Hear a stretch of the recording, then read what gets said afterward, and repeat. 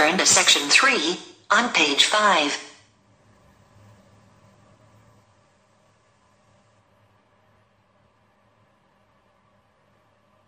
Section 3.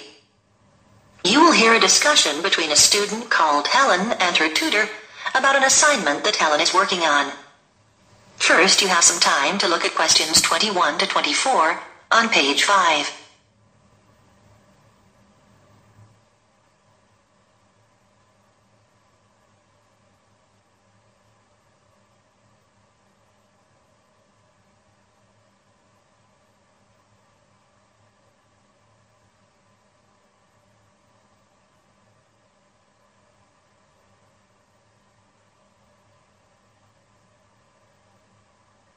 Now listen carefully and answer questions 21 to 24.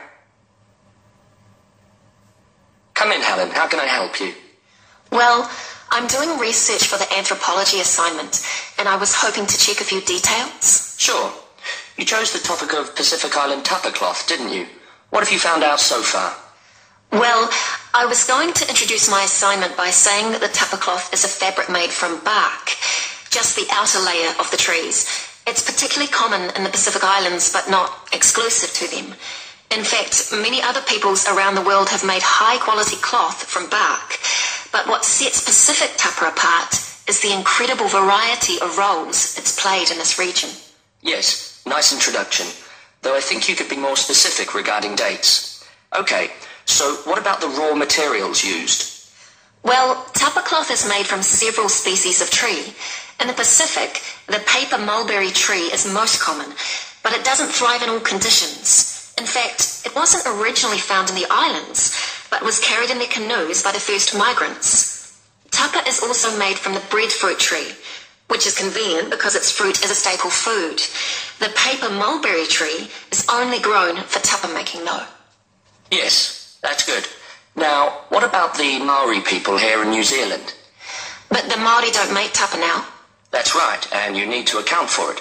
We know that when Maori migrated here from the other Pacific Islands, they were prepared to make tupper because they brought the paper mulberry tree with them. The thing was, after they'd been in New Zealand a bit, they found the flax plant, which is superior to tupper because it makes a stronger fabric. By the time Europeans arrived in the 18th century, Maori were making all their fabric from flax and had been for some time.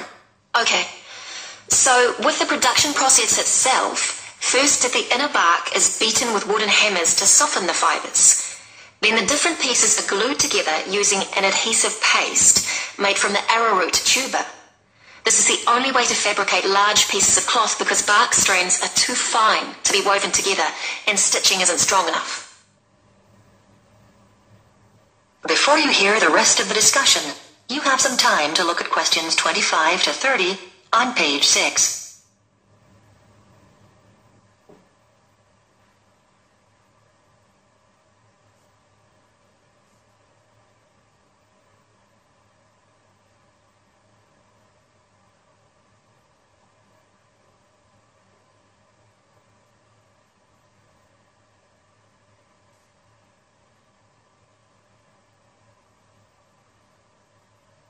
Now listen and answer questions 25 to 30. So now you need details about different countries. Where would you start? I think Samoa is the obvious place. It's famous for its very fine cloth called siapo, which is hand-painted with representations of the ancestors. Still today, at the most profound events in life, such as births, funerals, weddings, and the investiture of chiefs, Samoans wear siapo robes to add significance and meaning to the ceremony. Okay, then I could talk about Tonga. It seems to me that the great innovation in Tonga has been developing a simple, coarse cloth which is quick and easy to make. This is suitable for all sorts of everyday functions around the house like bed covers, mosquito nets and curtains. Good point. Now, what about Cook Islands tupper? Well, the soil there is poor quality, so the breadfruit tree is often used. One type of thick cloth called tikoru was wrapped around the poles and used to mark the entrances to places of worship, so it was highly regarded in local culture. You might mention Fiji as well, which is interesting because tapa was actually used as a currency there. Fijians used to sail between the islands and exchange tapa for other commodities like canoes or pigs. I know that in Tahiti the tapa cloth is different because the patterns are in colour, which is considered more valuable than the usual brown patterns. You're right about the Tahitians using coloured pigments, but they aren't more valuable. The colours are only a decoration. People enjoy wearing bright robes, especially for dancing and competitive games, and do it just for fun. Oh, I'll make a note of that. Well, the last place I was going to mention was Tikopia. Even today it's commonplace to see people wearing clothes made of tapa cloth. In many of the other islands, the tapa only comes out on special occasions. But here, you see people working in the gardens wearing tapa. Sounds promising, Helen. I'll look forward to reading your assignment. That is the end of section 3. You now have half a minute to check your answers.